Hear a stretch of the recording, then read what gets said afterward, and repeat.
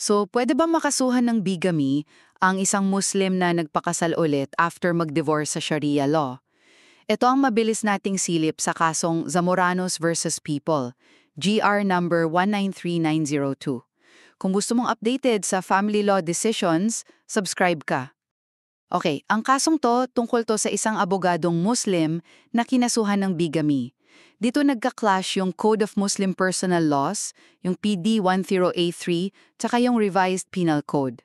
Mahalaga to kasi pinapakita yung saklaw ng batas para sa mga Muslim dito sa Pilipinas pagdating sa kasal at divorce. Una, yung facts.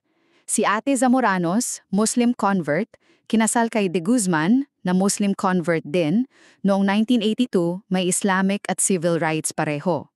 Nag-divorce sila sa Sharia noong 1983, na-recognize naman yon. Tapos noong 1989, kasal ulit si Zamoranos, kay Pakasum naman, Muslim din to. May Islamic at civil rights din to. Nung nagkahiwalay sila, yun kinasuhan ni Pakasum si Zamoranos ng bigamy dahil doon sa pinakaunang civil wedding niya kay De Guzman. Pangalawa, yung naging issue at ang desisyon.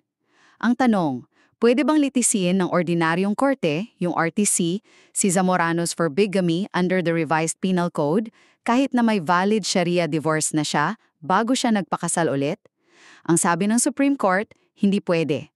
Walang jurisdiction ng RTC dito. Paano kaya kung Muslim at non-Muslim ang kinasal, tapos hindi yon under Muslim law? Ano kayang batas ang i-apply doon?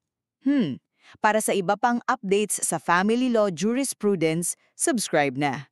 Basically, kinikilala ng batas natin ang Sharia divorce, kaya yung kasal pagkatapos nun, hindi yan bigamy.